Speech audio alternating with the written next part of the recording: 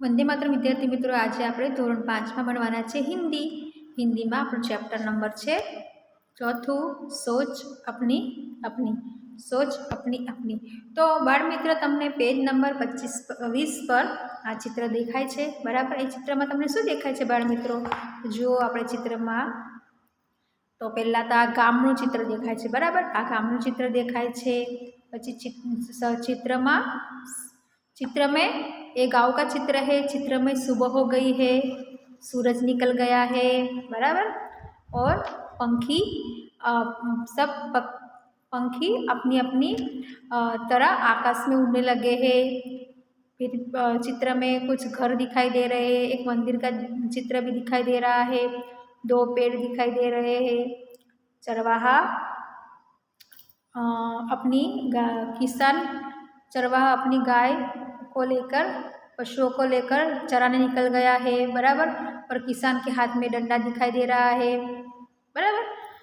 फिर है उसके बाद बच्चे दिखाई दे रहे हैं। बच्चे क्या कर रहे हैं? खेल रहे हैं बगीचे में खेल रहे हैं। वो तितलियों के पीछे दौड़ रहे हैं, तितलियों को पकड़ने की कोशिश कर रहे हैं, बराबर। तो इस तरह चित्र में हमें नारियल के दो पेड़ दिखाई दे रहे हैं।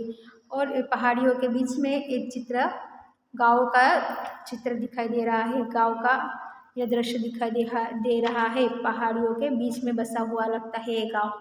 इसके आधार पे हमें अभ्यास के अनुसार हमें जो हम देखते हैं इस चित्र में कि बच्चे तितलियों के पीछे दौड़ रहे हैं, चरवाहा उनके पशुओं को लेकर चराने के लिए निकल गया है, किसान खेती करने के लिए खेती करने के लिए निकल पड़ा है।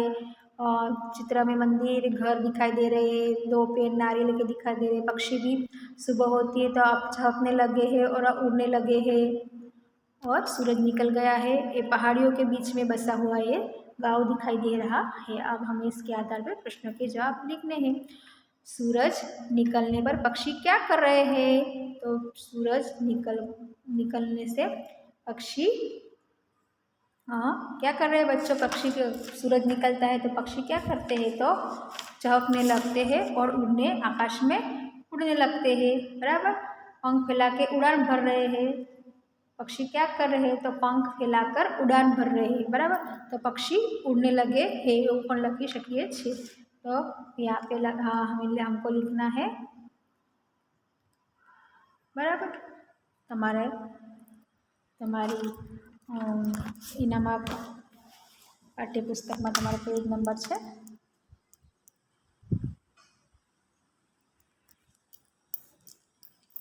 बराबर। તમારો पेज नंबर 21 काढवानुं छे। सूरज निकलने पर पक्षी क्या कर रहे हैं? तो पक्षी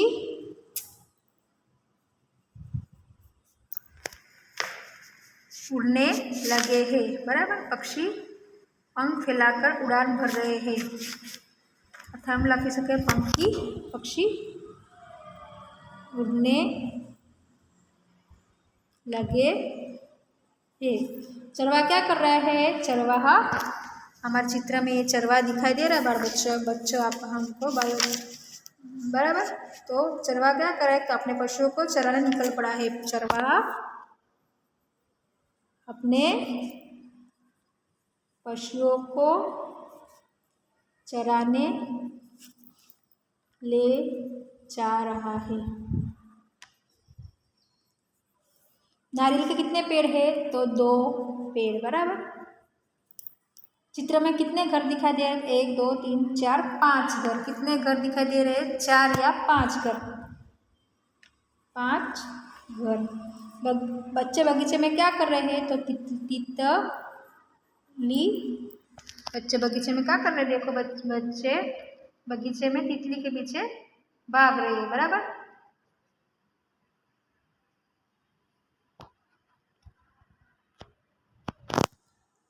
तितलियों के पीछे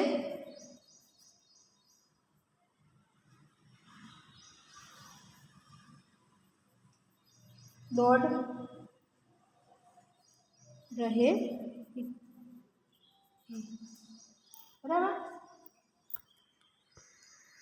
इस तरह से बच्चे तितली के पीछे भाग रहे थे। बराबर। उसके बाद क्या है, चरवाहा के हाथ में क्या है, तो चरवाहा के हाथ में डंडा दिखाई दे रहा है बच्चों। क्या दिखाई दे रहा है हमें, चरवाहा के हाथ में डंडा दिखाई दे रहा है। बराबर।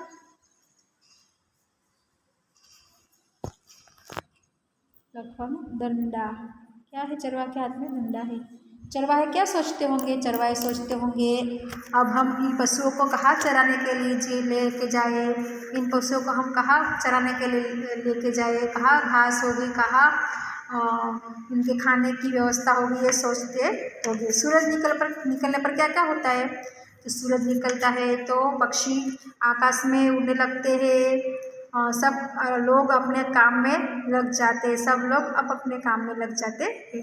कुत्ता क्या सोच रहा होगा, कुत्ता सोच रहा होगा अब मुझे खाना अब कहाँ से मिलेगा, ये सोच रहा होगा।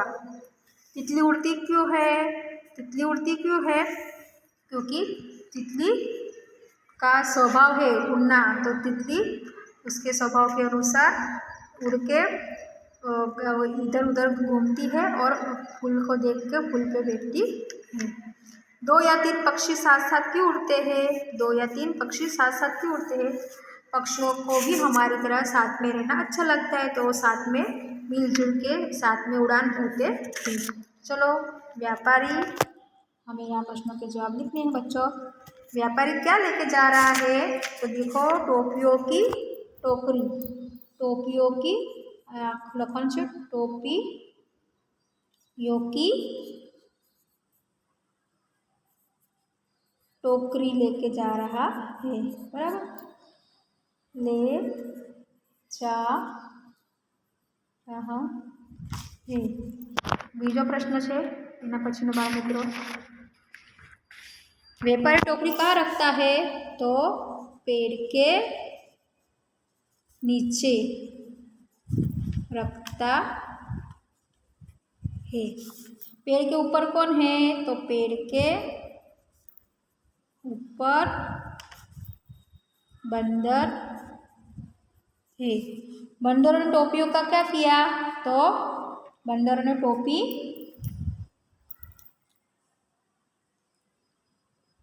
पहन ली। बराबर, बंदरों ने क्या किया, तो बंदरों ने टोपी या पहन ली। बराबर।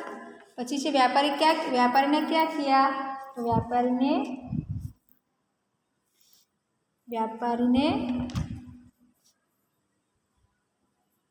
बंदरों से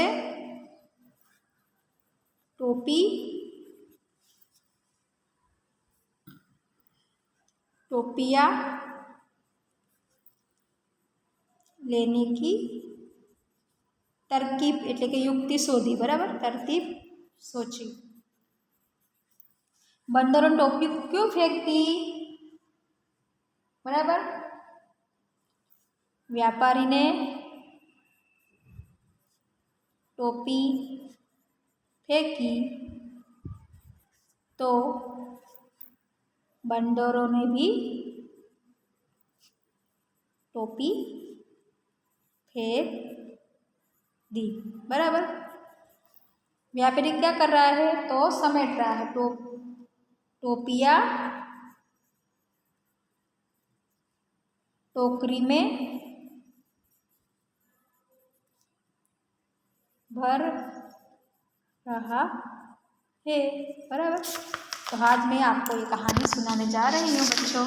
बराबर, देखो एक गांव में एक व्यापारी रहता था, वह टोपियाँ बेचता था टोकरी में। एक दिन वह गांव के दूसरे गांव में जा रहा था, एक दिन वो एक गांव से दूसरे गांव में जा रहा था, दोपहर का वक्त था। बराबर, तो व्यापारी एक पेड़ के नीचे टोपियों से भरी टोकरी को रख के सो गया। एक पेड़ के नीचे एक पेड़ के नीचे टोपियाँ भरी टोकरी को रखकर सो गया। उसने सोचा मैं थोड़ी देर आराम कर लूँ, यहाँ पे खूब गर्मी थी, खूब धूप लग रही थी उसको, दोपहर का समय था, तो उसने थोड़ा आराम करने का सोचा। तो उसके बाद क्या हुआ बच्चों, तो पेड़ पर कुछ बंदर बैठे थे। पेड़ पर क्या थे? कुछ बंदर बैठे थे। बंदरों ने देखा कि ये तो टोपियाँ है, तो उन्होंने क्या किया? बंदरों ने उन्होंने टोपियों से भरी टोकरी देखी और तुरंत नीचे आए। सभी बंदरों ने टोपियाँ पहन ली। सभी ने क्या किया? सभी ने टोपियाँ पहन ली और पेड़ पर चढ़ गए। उसके बाद क्या हुआ? जब व्यापारी की नींद से उठा तब उसने क्या देखा? टोपियों को पहने बंदर को देखा। वह परेशान हो गया। उसने देखा कि सब उसकी टोकरी तो पूरी खाली हो गई और सब टोपियाँ सब बंदर पहनकर पेड़ पर बैठ गए हैं। अभी क्या हुआ देखो आगे। तो बंदरों ने सब टोपियाँ पहन ली थी। उसने देखा तो नींद में से जागा तो उसने देखा सब बंदरों ने टोपियाँ पहनकर पेड़ पर बैठे थे। अब व्यापारी को पता था कि बंदर को क्या आदत होती है हमारी नकल करने की। हम जैसे करते हैं वैसे ही बंदर करते हैं। तो व्यापारी ने क्या किया देखो बच्चों। व्यापारी ने खुद की टोपी फेंक दी। फिर बंदरों ने देखा कि व्यापारी ने अपनी टोपी फेंक दी है, तो बंदरों ने भी क्या किया? बंदरों ने भी अपनी सबकी टोपी नीचे फेंक दी। जैसे व्यापारी ने किया वैसे किया। तो व्यापारी ने तरकीब सोची और उसने अपने सर की टोपी को नीचे जमीन पर फेंक दिया। तो बंदरों का स्वभाव तो आपको पता है, नकल करना होता है। सारे बंदरों ने भी अपने सर पर पहनी टोपी जमीन पर फेंक दी। तो फिर व्यापारी ने क्या किया? सब टोपियाँ तुरंत उठाकर अपनी टोकरी में भर ली और एक गांव से दूसरी गांव फिर अब टोपियाँ बेचने के लिए निकल पड़ा। तो इस तरह बंदर का स्वभाव होता है बच्चों।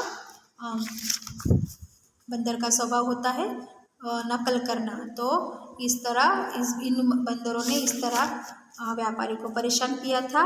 लेकिन व्यापारी को पता था कि बंदरों की आदत होती है नकल करने की। तो उसने व्यापारी ने अपनी तरकीब से सारी टोपी समेटकर टोकरी में भरकर फिर से वो बेचने के लिए निकल पड़ा। तो बच्चों आज के लिए इतना ही। जो मैंने कहानी सुनाई है, अभ्यास किया, जो हमने भी प्रश्नों के उत्तर लिख डालने हैं, कहानी में भी सब जो मैंने लिखा है सब लिख के याद रखना है। अगले वीडियो में हम फिर मिलेंगे स्वाध्याय के साथ। आज के लिए इतना ही।